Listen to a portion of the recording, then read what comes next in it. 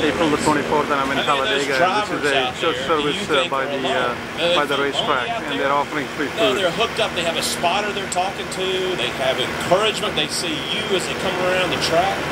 How many times do you think that driver like waves at you when he comes on the track? No, he probably's not waving at you. But some people do think they hear them. They yell at drivers. You think they hear them. But then, what's really cool about the race, I think, is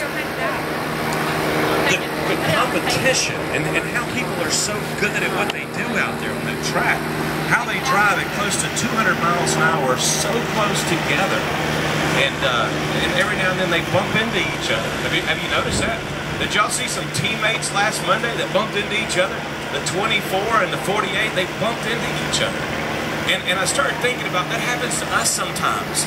In the kitchen at our own house, we bump into each other, and they were angry with each other for a minute, or they were disappointed, and I thought it was so cool. It was Jeff Gordon and the number 48 car, and 48 car is Jimmy Johnson, and Jimmy said, "Look, hey, we're disappointing each other, but we're going to work it out. We're not going to air it out. We're going to work it out in private." And I thought that was so cool that they didn't go after each other. But it was interesting that we bumped into each other. Sometimes in life we bump into each other.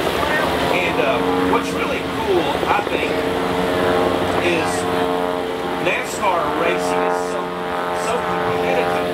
I'm always amazed at the rule book. And has anybody ever looked at a NASCAR rule book? Anybody ever seen one of those things? I actually have never seen one, but I know that rule book is very specific.